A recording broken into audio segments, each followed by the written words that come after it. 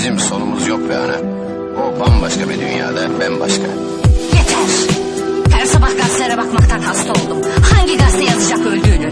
Ben seni zalim kurşunlar parçalasın diye mi doğurdum? Seni el alemin kötüsü alsın diye mi büyüttüm? Yeter artık, yeter. Bu yüreğim acılara dayanamıyor artık. Dayanamıyor artık. Ben senin ananım, anam. Dünyayı görmeye hakkım yok mu? Hep öldürüleceğini düşünerek mi yaşayacağım? Herkes nefret ediyor senden. Arkadaşların bile sevmiyor seni. Ben bile. Yeter ana, yeter. Ne yeteri be, ne yeteri? Ben yeter derken sen mi yeter diyorsun?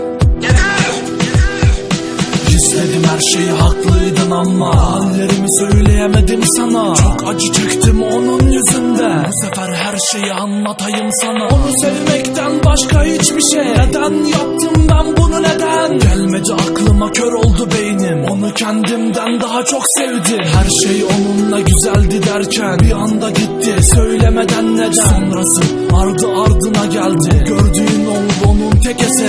Af dileyecek yüzüm kalmadı. Onun yüzünden yaşadığım acı. Seni kırmama neden oldu be anne. Seni üzdüm, seni kırdım anne. Kör oldum, görmedim hiçbir şeyi. Bu hale gelmeyi hiç istemedim.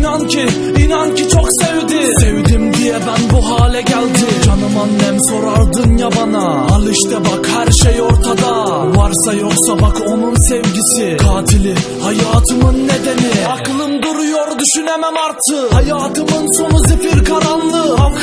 Affet anne beni. Hayatıma son verdim şimdi.